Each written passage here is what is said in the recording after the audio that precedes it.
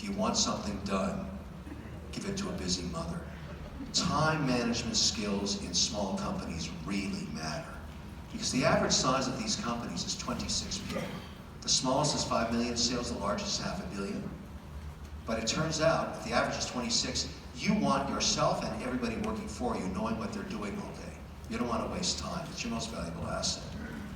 And I thought that might have been the secret sauce, but it wasn't. This is the secret sauce.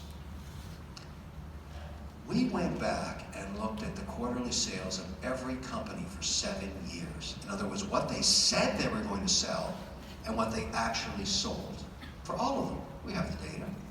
And what we discovered was, in the case of the companies run by men, they hit their targets 65% of the time, which I thought was fantastic, with an average growth rate target of 30% annual growth, which I thought was beyond spectacular, or at least so I thought. Then we looked at the companies run by women. They hit their targets 95% of the time, almost 100, 95%, but they had an average growth rate of 17%. And I thought, okay, they're sandbagging it. They're cutting their growth estimates in half, or almost half of what the guys are doing, and they're hitting their targets. So what? Why would this data have in any way changed the financial outcome of these companies? And could we measure it? So we did some more data. Here's the analogy that I want you to understand. This is the greatest lesson of all time in business I've ever seen. Let's make a sports analogy that's close to home. I'm a huge Pats fan, as probably everybody else in this room. Everybody knows that. They might as well call it the Patriot Bowl. They're in there every year. Do you think that anybody on that team wants to get traded? No. Belichick's tough, everybody knows that. But do they want to leave the team? No, because they're winning all the time. They're consistently winning. That changes the culture of that team. It's sticky.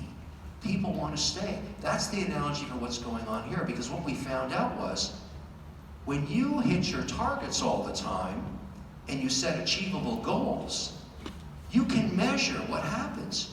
There's no staff turnover. And in a small company, when we looked at the turnover between the ones that were only hitting the target 65% of the time versus the ones that are hitting it 95%, the culture was sticky. People want to stay in a winning team. And that really matters in a small company, because the man or woman running sales or marketing or procurement or compliance or accounting, they don't leave. There's no disruption. This is friggin' genius. There's no question about it. These companies have never met each other. They were all over the States and all kinds of different businesses. So I said to everybody last February, okay, everybody, here's what we've all learned. This is irrefutable data. We're going to take our estimates down to where we can hit them 90+% of the time. I don't care what the growth rate is. I want to hit the targets 90% of the time. Because who are we fooling? We're private. We're private companies. There's no analyst following us. We're private. We're running our own businesses. Families running businesses. Let's get those targets down. So since it's only been about 14 months now, since we've done this, our staff turnover across the portfolio of almost 50 companies is down 38%, and our free cash flow is up 11. Yippee-yi-yo-ki-yay. That's what I'm talking about here. So the lesson here is, whatever you're doing in life, set goals you can achieve, because the rewards are dramatic. The culture of your team, your company, your nonprofit, your school, your family will change. It will change, because everybody wants to be on a winning team. This was brilliant, but there's more.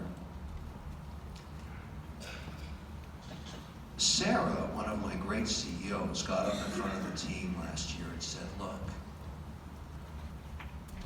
one thing you have to learn is how to shut up and listen. Now, why would she say something like that?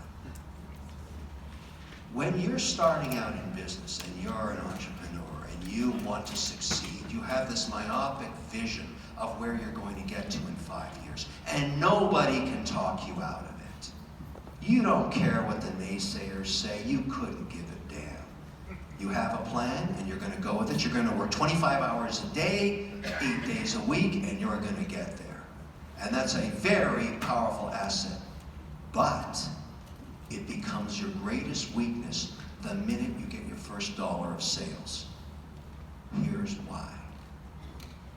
In any market, anywhere in the world, for anyone, things are changing all the time. The competitors are changing, the pricing's changing, the market's changing, consumer tastes are changing. You have to listen. It's the analogy of having your ear to the track of the railroad and hearing the train roaring down to run you over. And you're listening, and you're listening, and you're listening, you're assimilating the data, and just before it hits you, you pivot. Whoosh, goes right by you. It misses you. Only if you have the ability to transition from that myopic focus you had when you started to shutting up and listening.